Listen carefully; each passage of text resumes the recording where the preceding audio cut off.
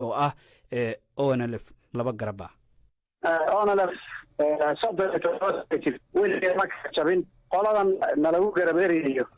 Itoobiya samaysay haddana xukuumadeennana yaa ku lug leh marka waxaa jirtay qolo xukuumadii hore ay samaysay oo on lafta golaha sare la baxday waxaa jirtay tu kasii horeysay oo on lafta nabadda qaadatay la baxday waxaa jirtay tu kale oo iyaduna Itoobiya samaysay oo on lafta la baxday marka waxay cadaliil u tahay magaca ONLF iyo calankeeda oo la qaato inuu qiimo weyn ku fadhiyo markaad ugaarsanaysan si adaba xayawaanka aad dilayso ama aad ugaarsanayso haragiisa la soo wadaa marka ururkan BB-da oo doorashadii waxoogaa hadda iska yar gabaabsigaaba inay dhacayso filahayay yaa nagu abaabulay oo la system bay walaalle ururka kaliya ee Soomaaliya 37 sano shirweyne qabsada madax ku doorta xeer iyo barnaamij leh culture madaxda loo doorta leh akhlaaq iyo kala dambeyn leh waa dagaal oo lagula dirirayo in aad laba garab noqotaan soo adinka dhabarjab idinkuma noqonayso oo arintaasi caqabado idima horseedi karto in la wareeraa loogu talagalay oo laf taariikhda ay leedahay wuxuu doorato wax ka bedelan weligeed ma soo marin dhaqan inagu cusub weeye dad naga soo xaroodo magac urur oo laf loo sameeyo wanaagka jira iska baabaa kuwana sidii bay og yihiin walow hadda aan nabad anagu ku joogno qoladan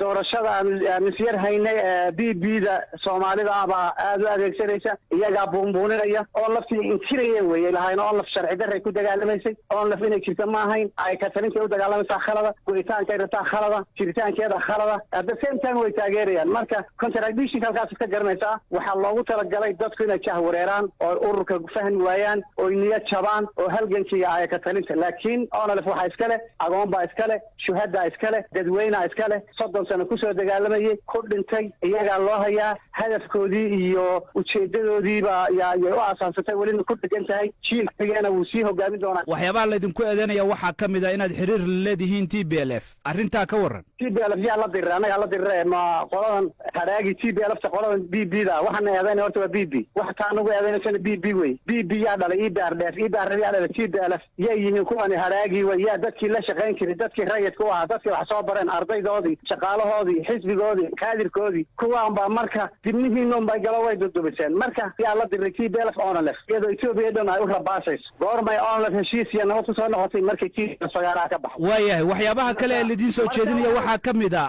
cadaaniyow in xilligii ay intaysa burburin dawladdii Cabdi Maxamuud Cumar aad la shaqaynayseen oo dhammaan ujeedadii iyo hadafkii ONLF aad bedesheen arrintaa maxaa ka leedahay xageed dad wax qoraa jira moonta iska dhahmaa reference baa jira intellectual baa jira taariikh baa jira dadka contradictionka maartay mo amanin very revolutionary nationalist Soomaaliya nahay oo la yaqaano marka muuqufkanagu cad yahay ay ka talin waan ku dagaalanay Itoobiyaana qabsatay Soomaaliya baan nahay maantana marxaladda isbedelay inaan si nabad ku halgano danta Soomaalida sidaan qoriga u halgamaynin haddaan siyaasad ahaan u qabnayna qodobada la shaqeynaa maxaa cadaysan weli isugu nimay kala kacay dadkan aad leedahay waa la iibsaday inagu ma ogin meel lagu iibsaday laakiin soo lagama yaabo in waxyaabo ka mid ah hadafkii loo aasaasay iyo waxyaabihii lagu heshiiyey ay socon waayeen oo sidaas ay uga baxeen ONLF dana shakhsiga waa laga yaabaa inay ka dhex waayeen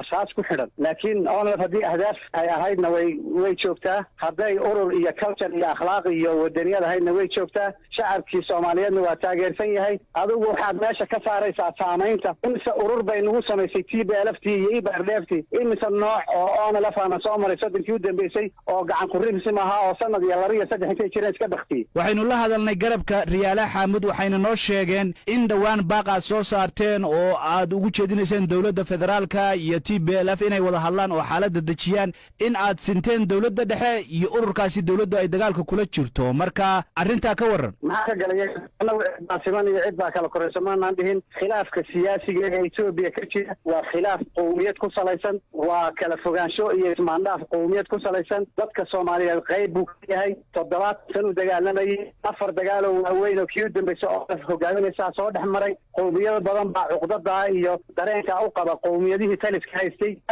Itoobiya waa inay hadlaan Soomaaliya hal wada hadlo dagaalku xal maaha waa muwaaqif xadaari oo horumarsan way cid baa cid ka sareysay cid baa la simahayaa iyo maxaa ka galay hadii la sima garsooryaal bay ka ahayd kaasi wuxuu ahaa Cabdulqaadir Xasan Hirmooge Cadaani afayeenka ururka ONLF oo qadka telefoonka igu waramaya dhageystayaal waan idinka raali gelinaynaa meelaha